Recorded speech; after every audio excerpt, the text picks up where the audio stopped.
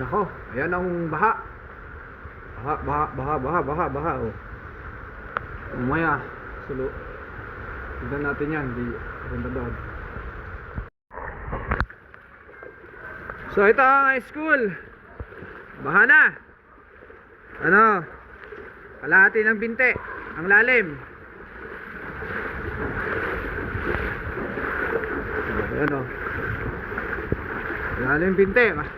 Kalahating binte lalim dito sa bungad. Ito ang district office. Hindi pa naman pinapasok.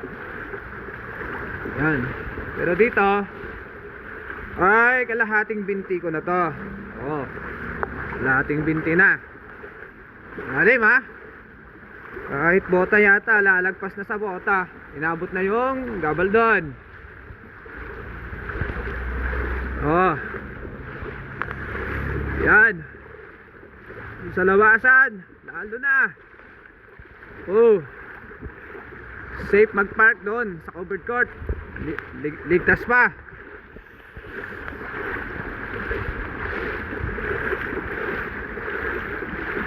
Sa office. Ay dito ano na. Lalim na. Lahating binti talaga. Ooh. Yung office daw ay inabot kanina. Pero ngayon ay bumaba na. Bumaba na ba? Ay hindi pa. Ano na, nakapasok na tubig. Yun o. Hindi matatanggal yan kung ano nagpas dito sa may pintuan. Dapat bumaba yan para ano. O ayan. Doon sa sped, naka, malalim na. Kung pumunta ka dyan, sigurado lagpasita na to. Malalim to eh, garden yan eh. Yan, wala na, garden dyan. Yung nursery natin, no? Ay, nako. Tapos, umulan na naman. Biniginaw na nga ako eh, basang-basa ako. Wala ako kasi yung kapote. Ang bihira, hindi ko mahanap yung kapote. Ayun, naligo na tayo sa ulan. Oh, grabe. Sa garden ganito ang itsura oh. Tignan nyo yung mga paso natin oh. Malapit na niyang abutan.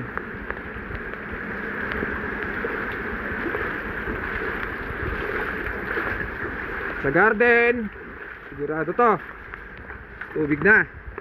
Ayun, tubig na nga sa garden oh. Ayan, yung mga tanim problema niyan mapapasig. Tingin tayo sa iba pa. Yan ang problema natin pag tumulan dito sa Noveleta. Oh, gulayan natin sigurado walang ligtas. Palit na naman yan. Sayang yung mga buto na itinaim. Oh, dito papunta sa building dito. Ano siya oh, lahating binti talaga, mataas. Yan yung gulayan, lubog. Oh, yung gapangan natin dito lubog, papunta ron. Lalo na dyan, malalim tong gilid na to. Nagpasita na yan sigurado. Ayan ang sitwasyon dito.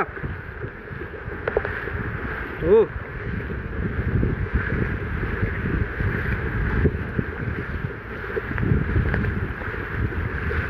puro tubig dito sa Noveleta.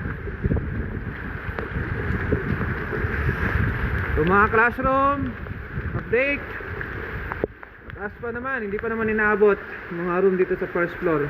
Yan o. Kaso hindi pa tumitila ang ulan.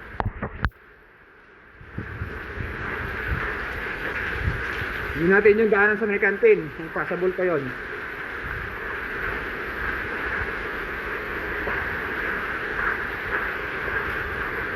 Yan, okay, mas okay dumaan dito.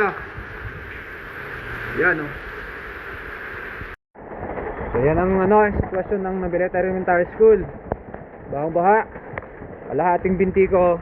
Ang lalim sa aking paa. Kalahating binti yan sa bata. Nagpastuhod na ito.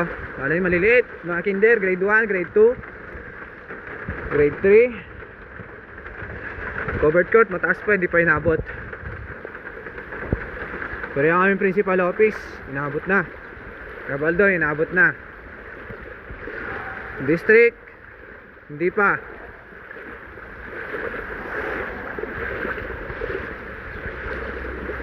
So yan ang update.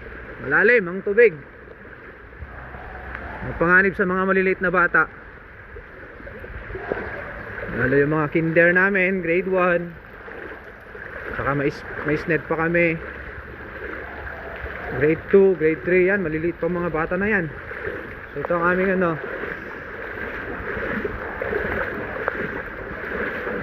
district office.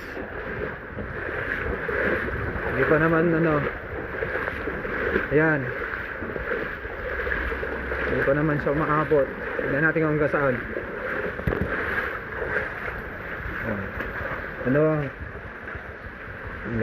Ano na rin niya, malapit-lapit na siya.